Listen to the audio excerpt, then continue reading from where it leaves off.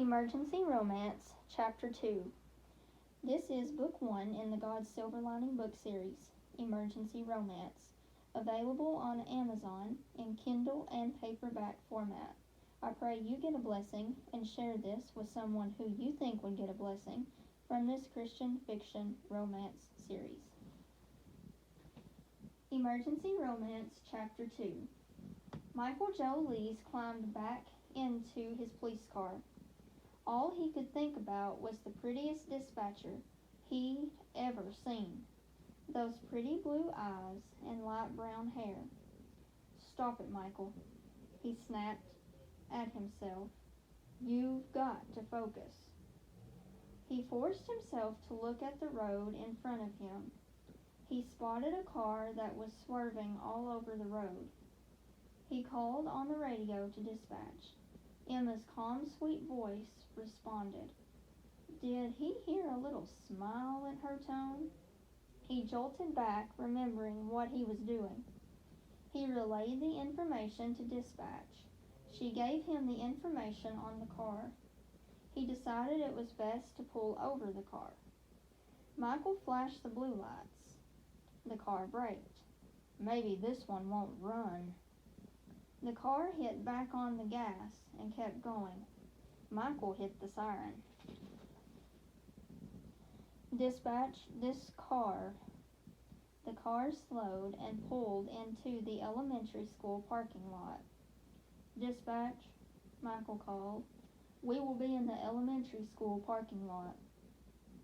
Emma's calm voice came back, confirming dispatch had copied his call.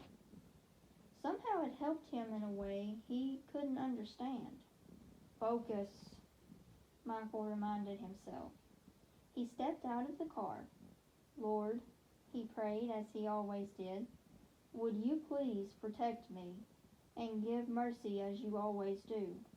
Lord, and please help me be a light and a witness. Michael approached the car. He noticed a teenage boy sitting in the back seat. He looked pale and shaken. Good evening, sir, Michael began as he stepped to the window.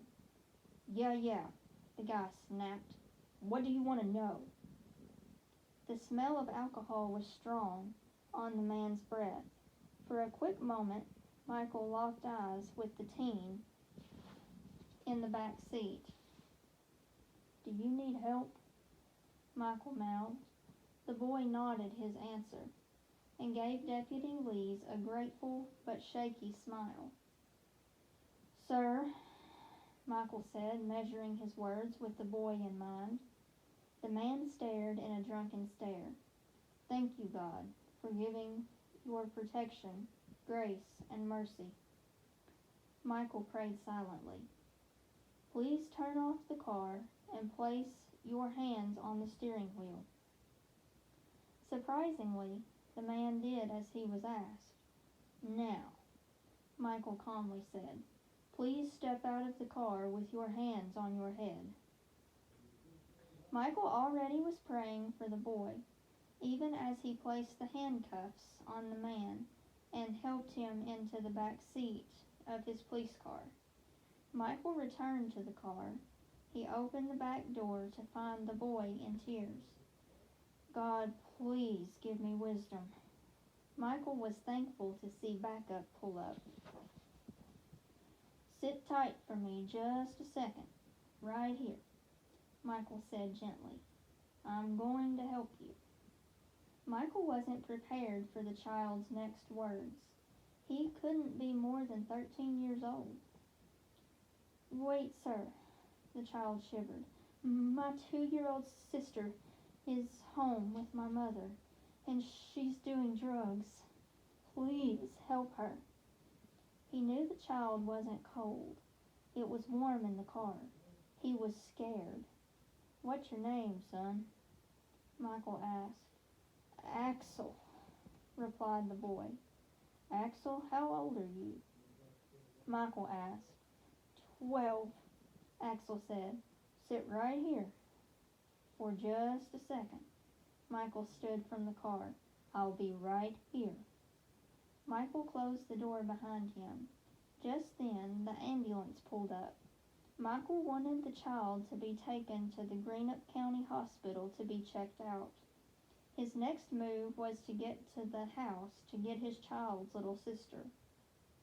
This boy, who was scared, seemed to be more concerned for his little sister than himself. Michael walked up to the only female officer on the Greenup Police Department. "Nancy," he called to get her attention. "Yes," she said as she turned.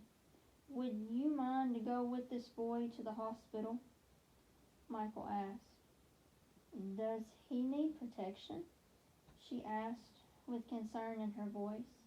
"Maybe." He paused. "A mother figure would probably be more the term." Though he and Nancy might not be on the best terms, that wasn't going to be allowed to come between them on the job. Nancy had agreed to follow the ambulance to the hospital. Then she would remain with the child.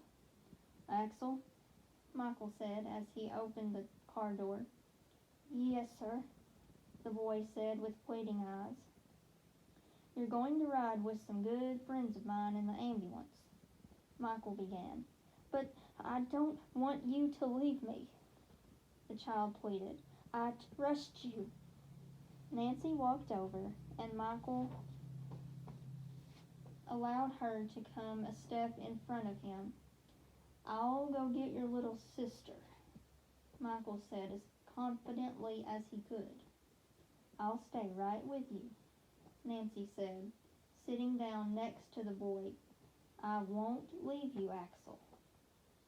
The child just sat there a moment, like he might suggest Nancy go be his little sister's hero. "All right," Axel said. "But, Mr. Michael—" "Yes, son." Michael stooped down to see the child's pleading eyes. "Please, come straight to me.